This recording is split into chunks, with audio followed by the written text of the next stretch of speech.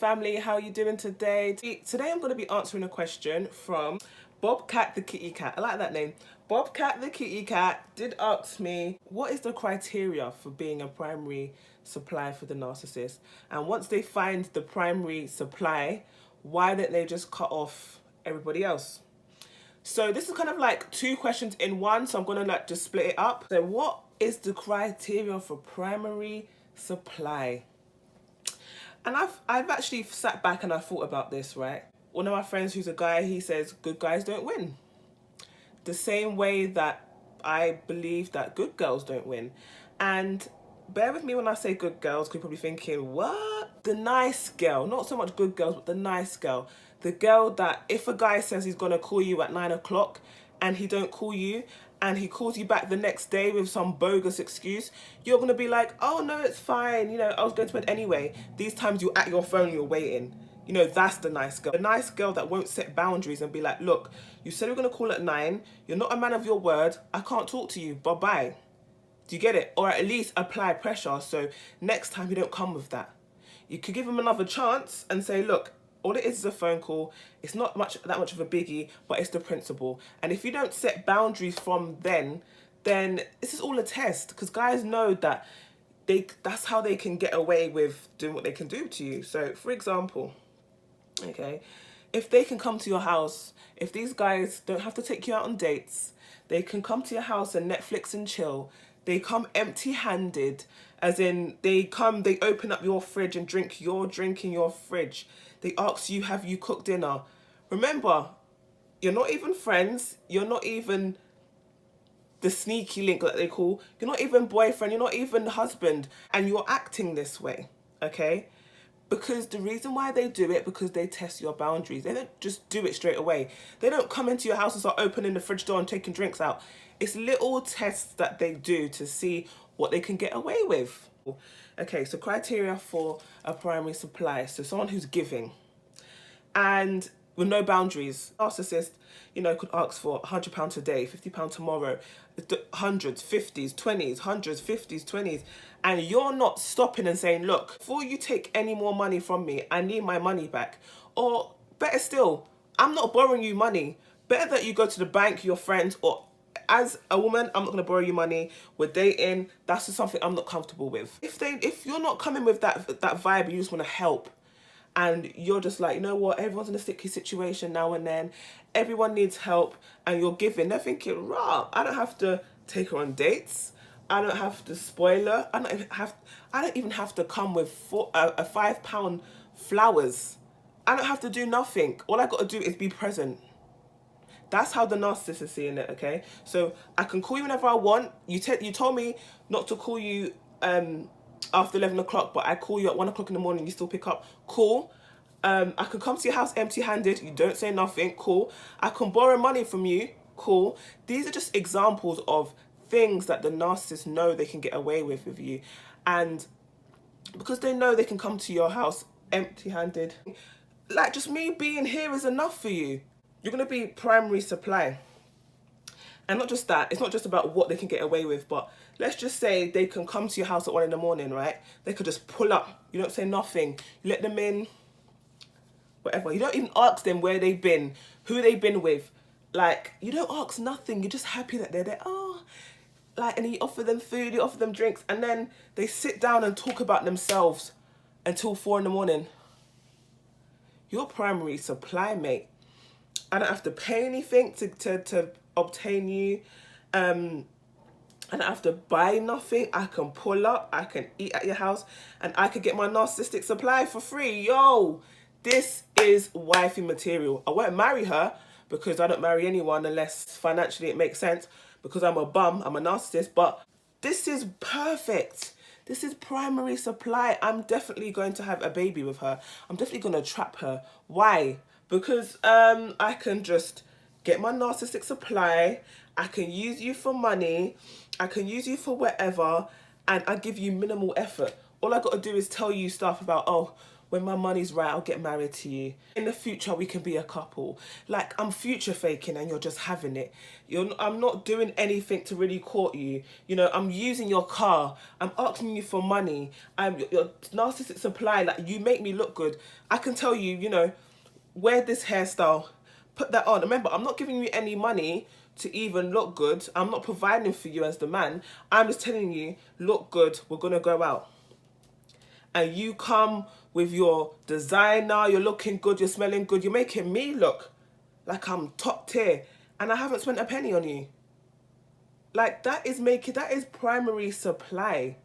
Like, you look good, you have a brilliant personality, you take my BS, you take the gaslighting, the love bombing, the future faking. Your primary supply, the criteria is basically be a doormat in the most respectful way to you possible. Okay, because that was me. Okay, so I'm talking about myself here. It's only towards the end of the relationship, right, when I started to hang around with women who were actually married to the father of their children, and I'm thinking, but you've only been with him for 3 years and you're married already. You know, I've been with this guy for like 8 years, coming up to 10 years. He hasn't even given me a promise ring. I've literally bought a car for us. I've literally been the masculine role in the situation. So I come with the masculine energy, and the narcissist comes with the feminine energy. And this is why I get upset when I see people online saying, oh, women are too masculine these days, because you're forcing us to be that way. I never used to be masculine like that. I never used to get up and go to work and give my money to a man. No, no, no, no, no, no, no, no, no, no. That's not how it works. But I was groomed that way by the narcissist, okay?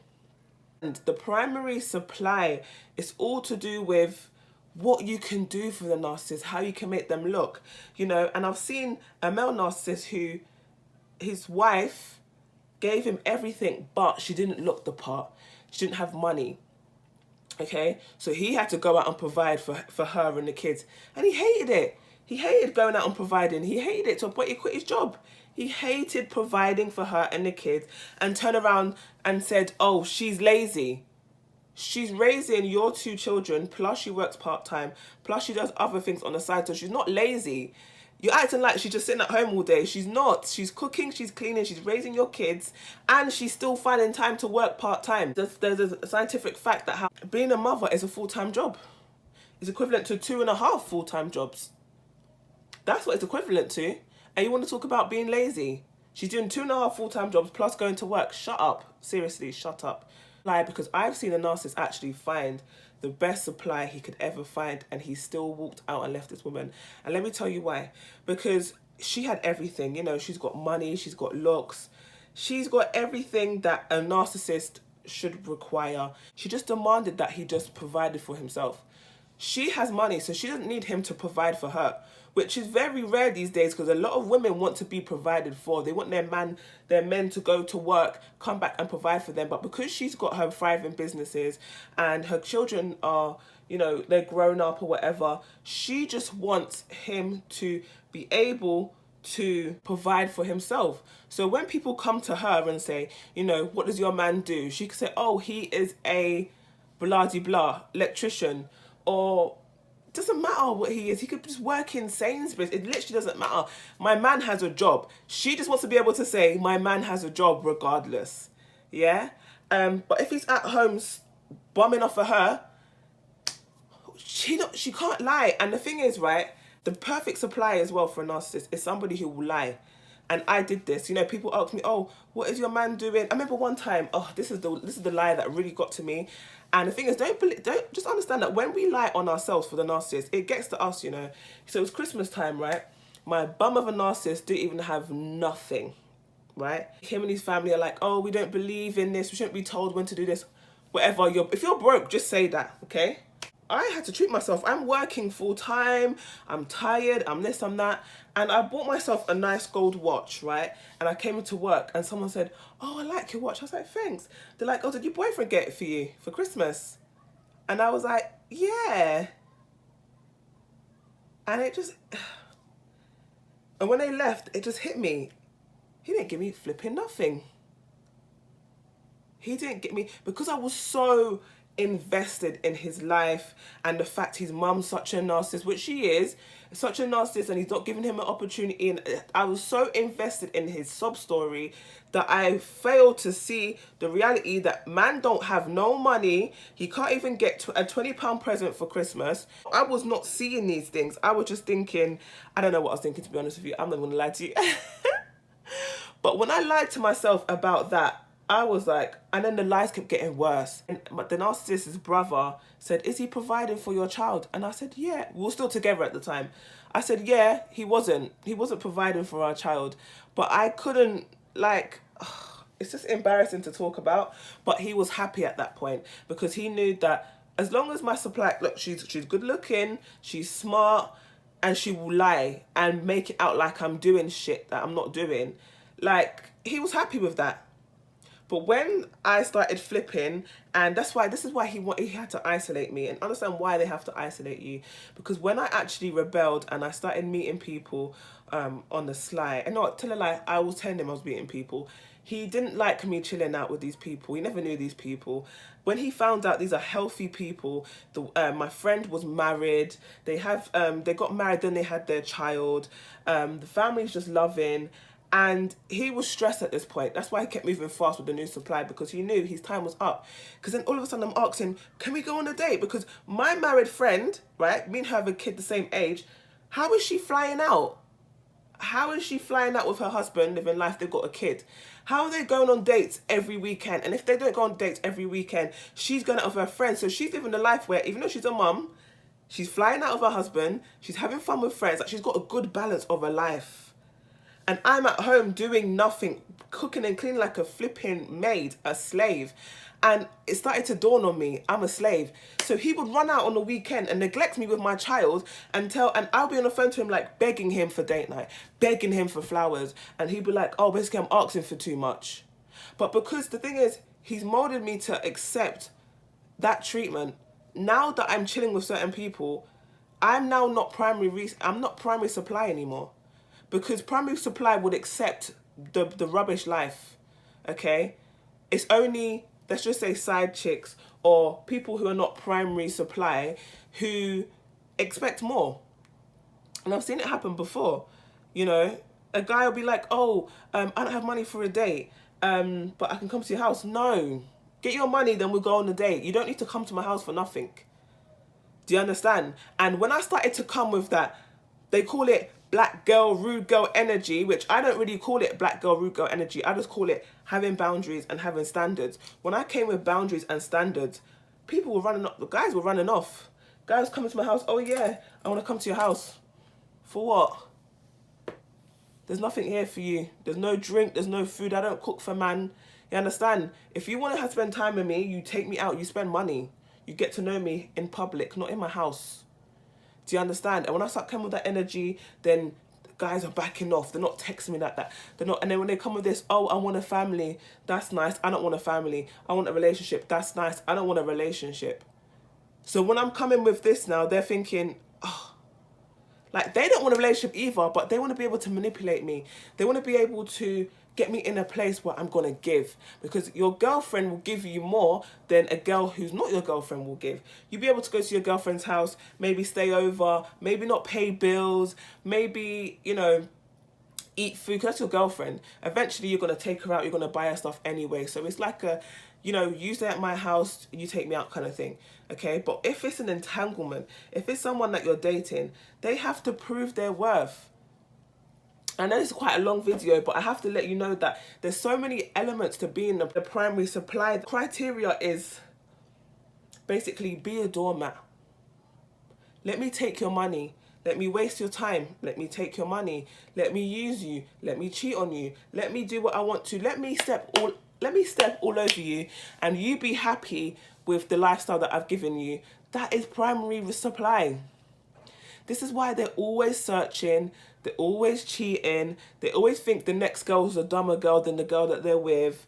Because like they say, they don't cheat with someone who is better.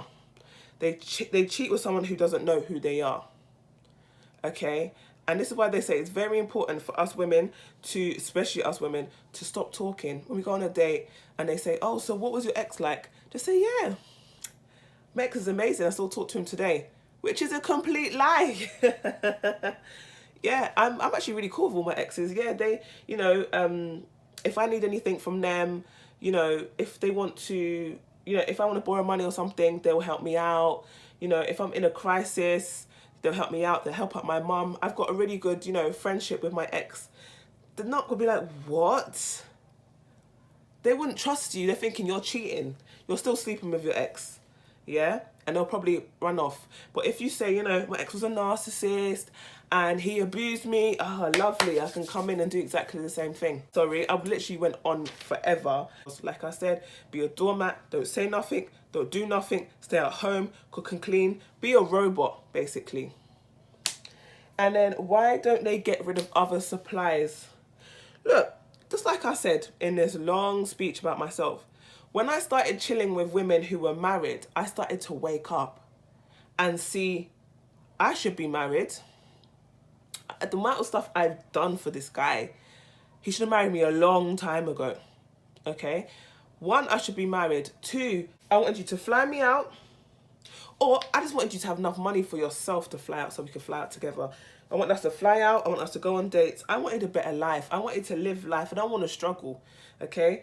That's literally what I wanted. And that's the reason why he didn't get rid of any new suppliers. Because the thing is, when I start saying to him, I don't want to live this struggle life no more, that's when he's like, okay, cool. I need to hop over and train the next person to be okay with the struggle life.